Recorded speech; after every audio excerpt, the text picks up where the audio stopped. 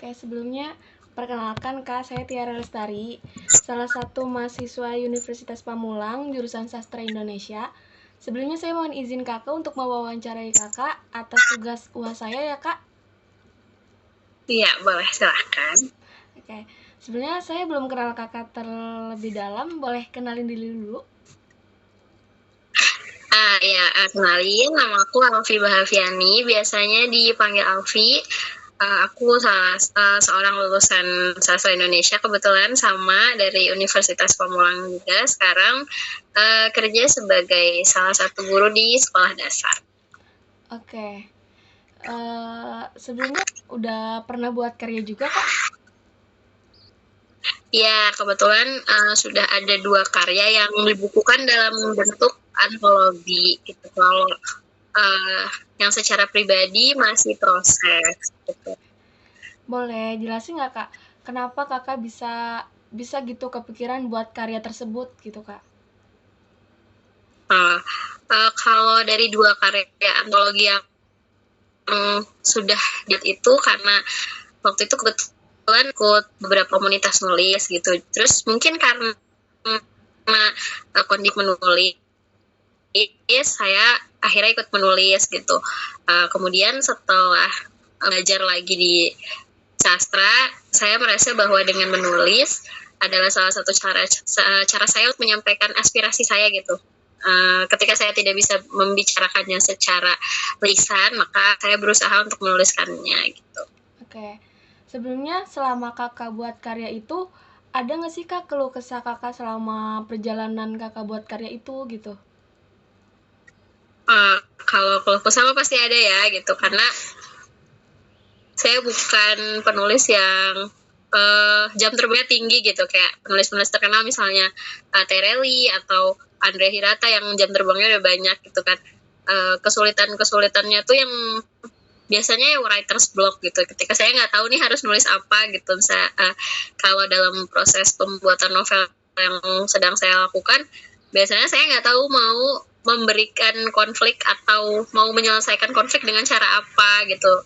Biasanya keluh kesah yang semacam itu sih yang saya rasain, tuh nggak tahu apa yang mau dituliskan selanjutnya. Oke, tapi proses selama Kakak membuat satu karya itu tuh ada nggak kayak titik Kakak buat berhenti aja deh gitu, buat nggak ngelanjutin karya itu gitu? Kalau itu pernah sih gitu, kayak ngerasa setelah nulis gitu, kadang ngerasa tulisan itu orang gitu, nggak pede gitu, nggak percaya diri dengan tulisan saya sendiri gitu kan. Terus kayak ya merasa tulisannya belum cukup pantas untuk menginspirasi atau menghibur orang lain. Perasaan kayak gitu pasti mungkin pernah muncul dari saya sendiri. Oke, untuk tantangan apa sih Kak, tantangan utama gitu yang Kakak hadapin dalam buat proses karya itu gitu? Kalau tantangan sendiri ya, sebagai penulis indie gitu ya, bukan penulis dari penerbit besar, salah satu tantangannya itu terkendala biasanya di biaya. Kalau kita nggak pintar-pintar mencari penerbit yang bisa menerbitkan gratis, rata-rata tuh kita harus bayar gitu. Jadi kita bayar dulu, nanti ketika bukunya sudah terjual, kita baru dapat keuntungan gitu, baru dapat profit gitu. Jadi selain tantangan dalam proses menulisnya, tantangan menerbit yang cocok dan sesuai itu saya juga sebuah tantangan ya bagi penulis-penulis yang bukan lahir dari penerbit-penerbit besar gitu. Kalau penerbit besar itu kan umumnya mencari gitu. Kalau kita nggak punya kerjasama, nggak punya link dengan penerbit-penerbit besar, memang cukup sulit agar buku kita diterbitkan dengan ISBN gitu misalnya, atau diterbitkan dengan pemasaran yang cukup baik gitu. Salah satu antologi yang saya buat itu ada yang diterbitkan oleh Republika. Republika itu termasuk penerbit besar gitu ya, tapi bisa diterbitkan dari Republika pun memang karena link gitu, bukan karena usaha kami para penulisnya nih gitu, karena kebetulan itu dari komunitasnya punya link ke sana gitu. Jadi diterbitkan lah gitu. Tapi kalau dari kaminya sendiri gitu, ketika misalnya kami sendiri nih gitu, bukan atas nama komunitas, itu cukup sulit dan tetap harus mengikuti proses dari awal lagi gitu, nggak bisa cepet gitu kayak pakai orang dalam gitu kan. Jadi kesulitan utama sih kalau menurut saya, tantangannya itu ya mencari penerbit yang cocok sama keinginan kita gitu.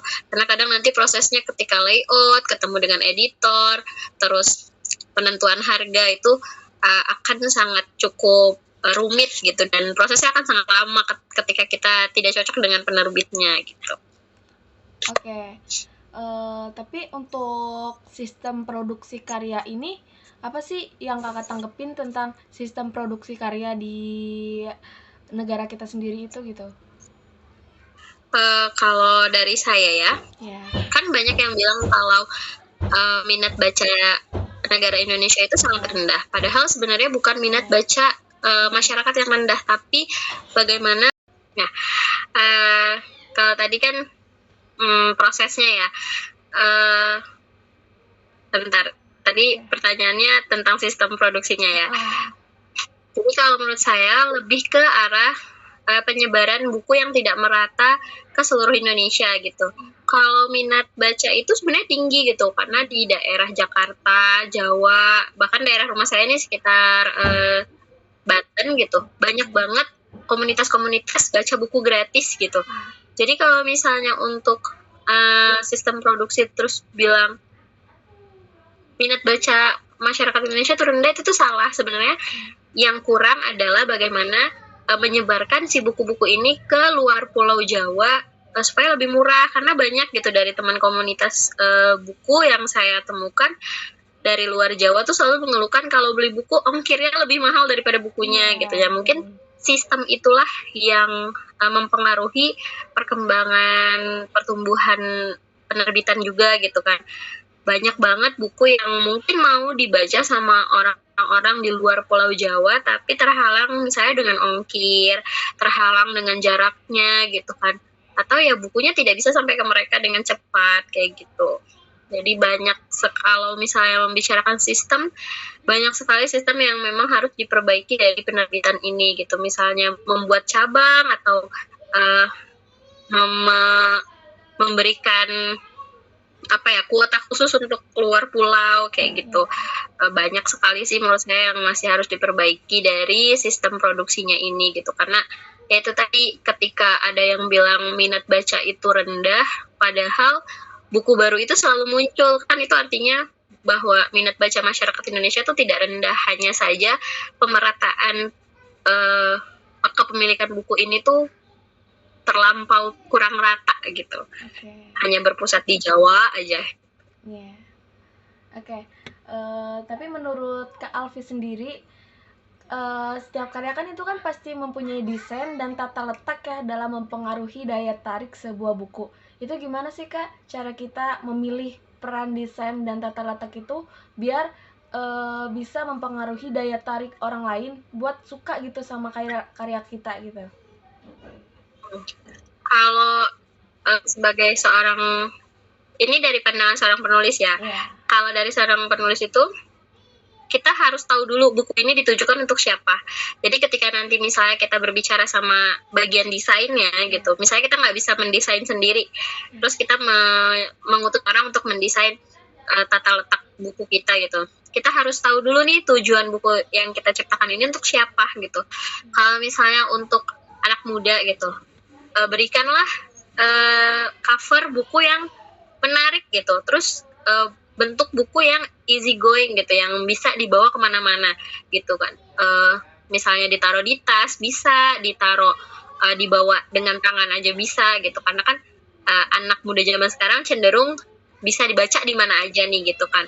Kemudian kayak kalau misalnya dari tema gitu, temanya misalnya fantasi, maka si covernya ini dibuatlah bagaimana ketika orang melihat itu, orang bisa membayangkan isi bukunya tuh seperti ini gitu.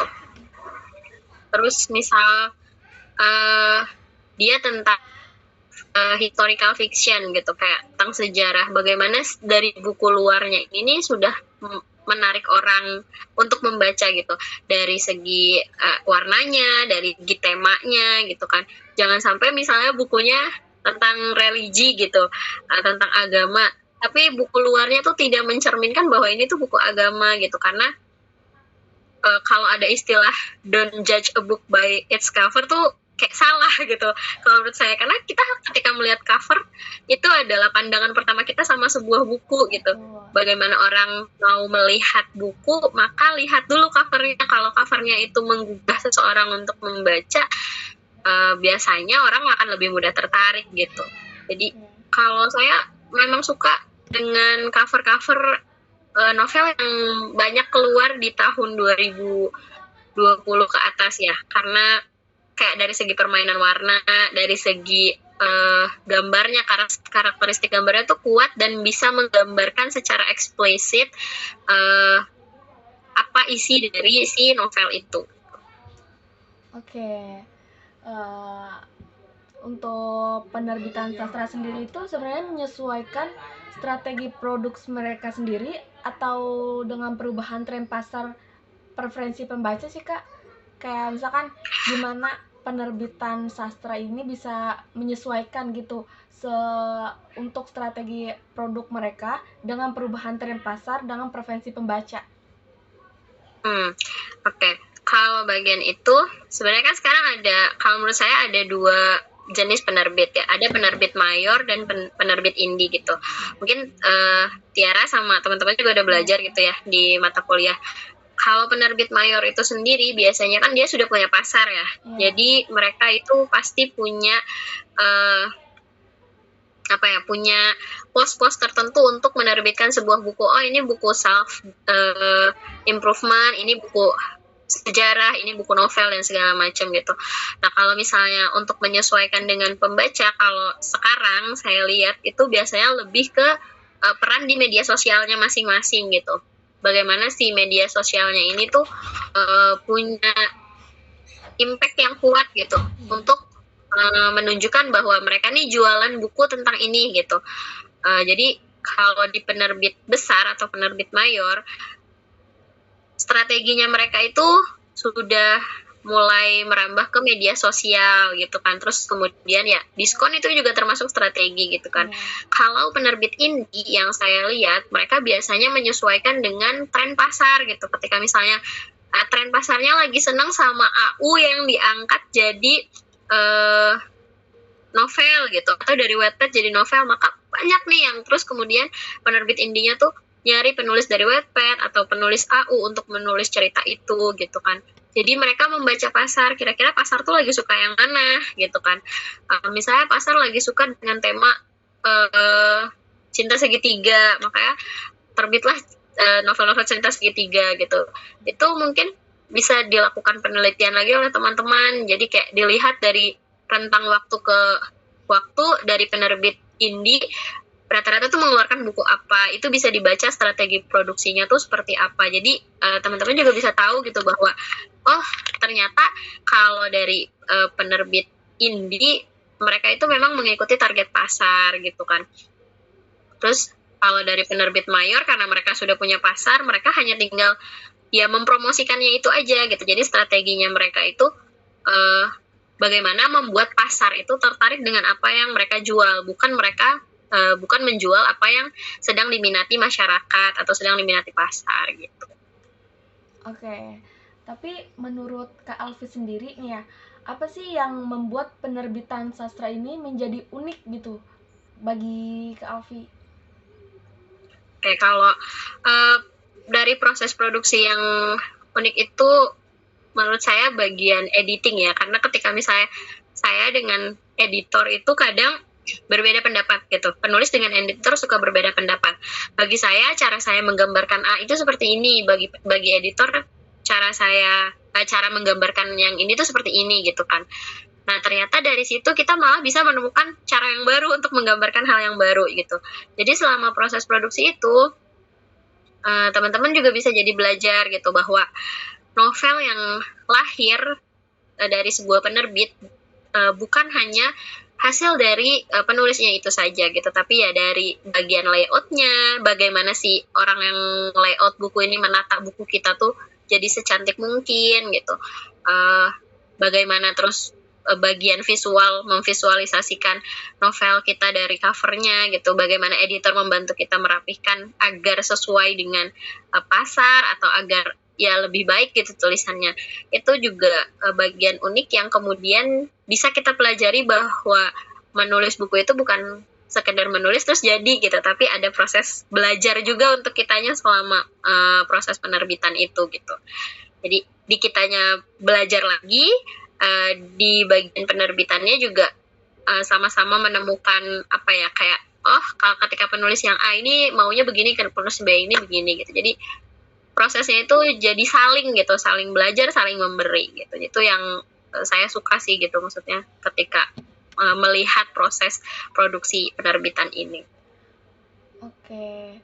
Kak Alfi kan udah buat karya nih gitu, udah karyanya juga udah terbit gitu.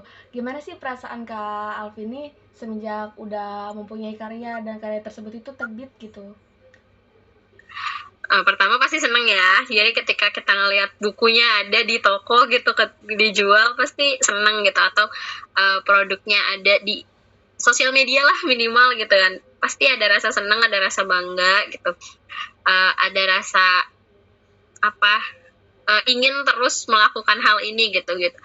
Dan satu yang paling saya rasa itu adalah terharu karena saya bisa meninggalkan sesuatu bahkan setelah saya tiada gitu. Jadi ketika saya udah nggak ada, hal ini masih abadi dan masih bisa dilihat lagi sama orang-orang setelah saya gitu. Itu sih jadi perasaan terharu kali gitu ya mungkin. Oke, untuk motivasi selama Kak Alfi membuat karya ini, bisa nggak Kak Alfi ini kayak memberikan motivasi untuk kita juga gitu, agar bisa seperti Kak Alfi yang membuat karya gitu, agar kami juga termotivasi nih Kak gitu. Karya itu kan banyak ya, maksudnya karya sastra itu banyak, nggak cuma harus menulis, nggak cuma harus membuat puisi gitu, membuat film gitu, membuat mural gitu, itu juga termasuk karya sastra gitu. Kalau dari saya motivasinya adalah jangan sampai ketika kita meninggalkan dunia ini, kita tidak meninggalkan kenangan satupun gitu untuk orang yang ada di dunia ini.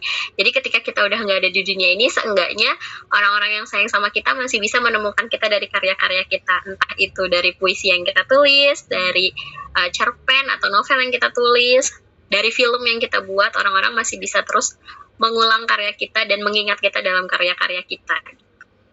Oke, saya juga jadi ikut termotivasi nih kayaknya selama ngobrol sama Kak Alwi. Ya, semangat Tiara, harus sebelum lulus dari Unpam harus bisa menerbitkan karya juga. Apapun bentuknya harus ada karya. Oke, makasih Kak Alwi untuk wawancara hari ini. Ya, sama-sama. Berkesan sekali selama wawancara tadi. Kayak saya juga ikut termotivasi ya Kak Alwi. Untuk wawancara hari ini mungkin cukup segitu. Terima kasih banyak untuk bisa segan memberikan waktu kepada saya. Iya, semangat, semoga UASnya lancar. Amin. Oke, Alfi, terima kasih banyak ya. Oke, sama-sama Tiara. Selamat beristirahat Kak Alfi. Terima kasih. Istirahat juga. Kayak